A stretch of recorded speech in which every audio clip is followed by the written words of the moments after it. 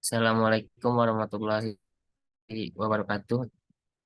Perkenalkan, nama saya Muhammad Aditya Dusdan Rizkyadi dengan NPM 20550120004. Izin untuk mempresentasikan hasil kerja studio perancang arsitektur 4. Yang pertama ada analisis makro tentang kota Bandar Lampung. Secara geografis, kota Bandar Lampung terletak pada 50 20 derajat sampai 50 30 derajat lintang selatan dan 1050 28 derajat sampai 1050 30 derajat bujur timur. Fungsi penting sekitar Tapak ada Dinas Perhubungan Kota Bandar Lampung, Ramayana atau Ciplas Lampung, serta Universitas Lampung. Lalu ada KDB. Penetapan KDB dibedakan dalam tingkatan KDB tinggi atau lebih besar dari 60% sampai dengan 100%. Sedang 30% sampai dengan 60% dan rendah lebih kecil dari 30%. Kecamatan Raja Basa termasuk ke dalam tingkatan KDB sedang, sehingga persentase KDB-nya adalah 30 sampai 60%. Lalu ada KLB. Penetapan ketinggian bangunan dibedakan dalam tingkat ketinggian bangunan rendah atau jumlah lantai bangunan gedung sampai dengan 4 lantai. Bangunan sedang jumlah lantai bangunan gedung 5 lantai sampai dengan 8 lantai. Dan bangunan tinggi dengan jumlah lebih dari 8 lantai. Terminal ini akan didesain dengan jumlah maksimal lantai adalah 3, sehingga terminal ini termasuk dalam bangunan rendah. Lalu ada RTH atau ruang terbuka hijau. Ruang terbuka hijau memiliki dua fungsi, yaitu fungsi intrinsik sebagai penunjang ekologis dan fungsi ekstrinsik, yaitu fungsi arsitektural atau estetika. Fungsi sosial dan ekonomi. Ruang terbuka hijau atau RTH di kawasan perkotaan sebesar minimal 30% dari luas wilayah yang terdiri dari 20% RTH publik dan 10% privat agar tercipta ruang yang aman, nyaman, produktif, dan berkelanjutan. Lalu ada analisis meso. Trayek utama yang dimaksud pada ayat 2 huruf A meliputi trayek Raja Basa, Tanjung Karang, Teluk Betung, Tanjung Karang Kopri, dan Raja Basa Panjang. Lalu ada trayek ranting. Trayek ranting yang dimaksud pada ayat 2 huruf A meliputi Sukaraja Srengsem, Sukaraja Lempasing, Raja Basa Pramuka, Raja Basa Pramuka Kemiling, Pasar Cimeng, Lempesing, trayek yang melayani BWKB, trayek yang melayani BWKC, trayek yang melayani BWKD, trayek yang melayani BWKE, dan trayek yang melayani BWKF dan G. Dan ada juga trayek khusus. Trayek khusus yang dimaksud dalam pada ayat 2 huruf A mengadopsi konsep bus rapid transit atau BRT. Antara lain Raja Basa Panjang, Nata Raja Basa, Sukaraja, Perum Kopri dan Sukaraja, Kemiling, dan Jalan Insinyur Sutami, Kemiling, Sukaraja, Raja Basa Pasar Cimeng, dan Pasir Putih Serengsem dan Lempasing. Lalu di lembar kerja kedua ada analisis meso. Analisis meso sendiri ada 8 eh, kebutuhan. Yang pertama ada konteks peraturan. KDB yang digunakan jelas 30-40% pada terminal ini. Lalu ada pencahayaan buatan. Yang ketiga ada langgam bangunan sekitar. Lalu yang keempat ada tata guna lahan yang menganalisa guna lahan atau fungsi bangunan estetik. Yang kelima ada sirkulasi dalam dan luar. Sirkulasi kendaraan di sekitar cukup padat. Jalan terminal bus sekarang baik dan berlubang, kurang baik dan berlubang sehingga dapat membahayakan penggunanya. Yang keenam ada tata bangunan, yang ketujuh ada ruang terbuka hijau, yang kedelapan ada pedestrian. Slide selanjutnya ada analisis mikro. Yang pertama ada intensitas pemanfaatan ruang. Lalu ada luasan tapak perencanaan. Luas lahan terminal Raja Basa adalah 40.780 meter persegi. Dan yang kedua ada zona lahan dan garis sempadan. Peraturan Daerah Kota Bandar Lampung nomor 7 tahun 2014 tentang bangunan gedung. Pasal 24 letak jalan anteri sekunder maupun primer kurang lebih 15 meter dari tepi jalan. Lalu yang ketiga ada intensitas pemanfaatan ruang. Yang keempat ada parkir, yang kelima kontur, yang keenam fitur topografi, yang ketujuh arah angin, dan yang kedelapan adalah drainase.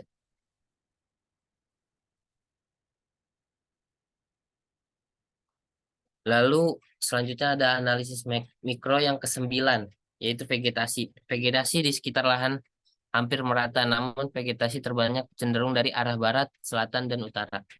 Lalu yang 10 adalah kebisingan. Tingkat kebisingan tertinggi muncul dari arah utara dan barat yang terdapat dua jalur arus datang kendaraan umum.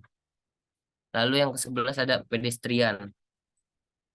Lebar trotoar timur 2,5 meter dari arah jalan selatan. 1,5 meter dengan lebar jalan 5 meter. Barat 1,5 meter dengan lebar jalan 5 meter. Utara tidak memiliki trotoar. Yang ke-12 ada sirkulasi kendaraan. Yang ke-13 view. Pandangan dari arah dalam site keluar merupakan area permukiman, pasar, dan perkantoran. Bahkan jalan protokol kota bisa terlihat dari arah terminal. Yang kamu yang ke-14 adalah orientasi matahari. Yang ke-15 ada non fisik atau aktivitas. Yang ke-16 adalah ada tata air.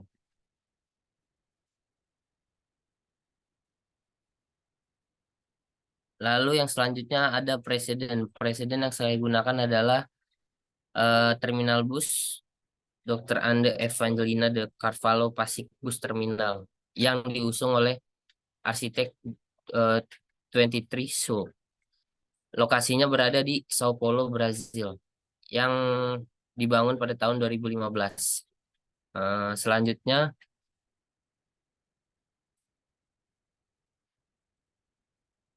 saya terinspirasi juga dari Shahinshar Bus Terminal yang dirancang oleh Ars Design Studio yang berlokasi di Isfahan, Provinsi Iran, yang dikerjakan pada tahun 2009.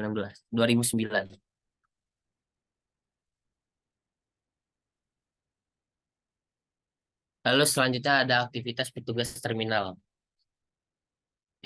Aktivitas tentunya sangat penting untuk menunjang kegiatan yang ada di terminal.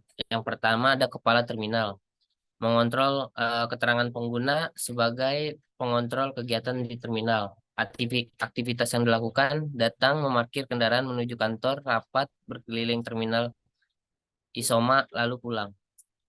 Dan kebutuhan ruang yang dibutuhkan adalah tempat parkir pengelola, kantor kepala terminal, ruang rapat, food court, dapur, dan musola.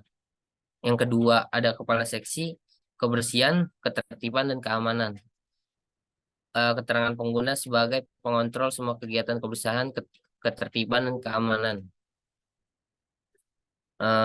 Aktivitas yang dilakukan, datang, memarkir kendaraan menuju kantor, rapat, berkeliling terminal, isoma, pulang. Kebutuhan ruangnya adalah ruang rapat, food court, dapur, musola.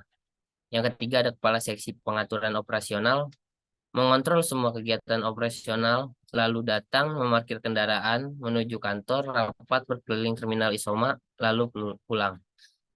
Dan kebutuhan ruangnya adalah tempat parkir pengelola, kantor kepala seksi, ruang rapat, food court, dapur, musola.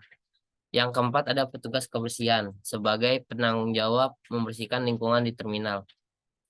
Aktivitas yang dilakukannya adalah datang, memarkir kendaraan menuju kantor, menuju ruang peralatan, kebersihan, membersihkan terminal, isoma, pulang. Kebutuhan ruangnya adalah tempat parkir pengelola, kantor petugas kebersihan, ruang peralatan kebersihan, food court, dapur, musola. Lalu yang kelima ada petugas keamanan. Bertanggung jawab mengontrol keamanan terminal. Datang, memarkir kendaraan menuju kantor, mengontrol keamanan terminal melalui monitor, patroli, isoma, pulang. Lalu kebutuhan ruangnya adalah tempat parkir pengelola, kantor petugas keamanan, food court, dapur, musola.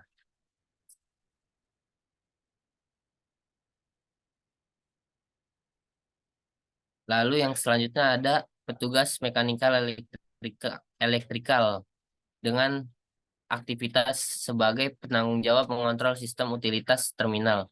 Yang ketujuh ada petugas administrasi bertugas menangani administrasi terminal.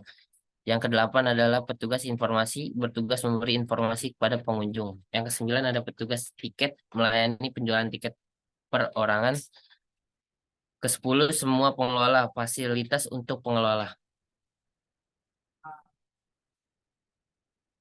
Lalu selanjutnya ada kebutuhan ruang. Kebutuhan ruang untuk area kendaraan meliputi jalur kedatangan bus, jalur kedatangan angkot dan taksi, jalur kendaraan online.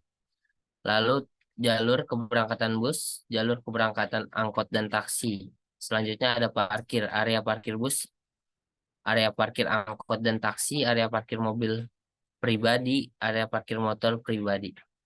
Yang selanjutnya ada area penunjang dan area pengunjung dan penumpang.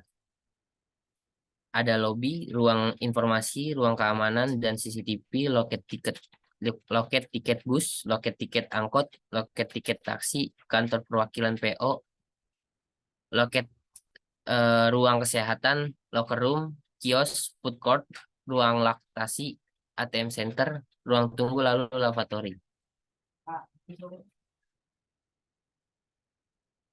Lalu di area pengelola ada ruang kepala terminal, ruang kabak administrasi dan staf, ruang pemeliharaan dan staf. Yang keempat ada ruang kabak keamanan dan staf. Yang kelima ada ruang kabak pendapatan dan staf. Yang keenam ada ruang rapat, ruang arsip, ruang sound, ruang penarikan retribusi. Lalu yang ke-10 ada ruang jantori, yang 11 ada lavatory. Lalu area servis. Area servis ada 5 ruang, yaitu ruang genset, ruang MMA, mechanical electrical. Yang ketiga ada ruang pompa, yang keempat ada ruang cleaning service, yang kelima ada gudang. Lalu konvensional hall untuk area pengunjung yaitu yang pertama ruang sound, yang kedua ruang pencahayaan, yang ketiga hall, yang keempat lavatory, yang kelima gudang. Lalu pada bagian kafe terdiri dari ruang pantry, area barista, area indoor, area outdoor, lavatory, yang keenam ada panggung live untuk musik, yang ketujuh ada gudang.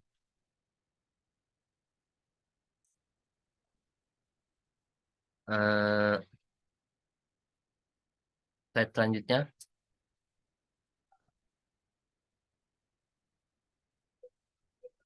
Lalu berikutnya ada block plan pada area bangunan yang saya rancang. Jalan utama tetap berada di sisi barat, sebelah kiri dari side. Lalu langsung menuju parkiran mobil pribadi pada area nomor 4. Dan untuk taksi dan angkutan umum atau ojek eh, berada pada terdapat area parkir pada nomor 3 yang langsung tertuju pada atau bisa langsung diakses untuk menuju ke terminal. Lalu untuk shuttle bis yang akan datang dan akan berangkat berada pada area nomor 2.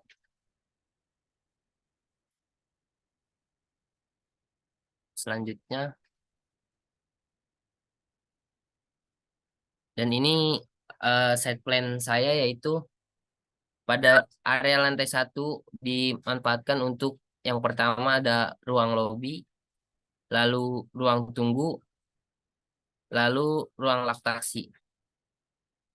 Pada bagian nomor 4 diperuntukkan untuk jalur kedatangan bus, jalur keberangkatan bus. Dan nomor 5 adalah jalur kedatangan bus. Dan nomor 6 yang berada tepat di paling eh, berada kiri di sebelah kiri bangunan adalah taksi drop. Sekian presentasi dari saya. Wassalamualaikum warahmatullahi wabarakatuh.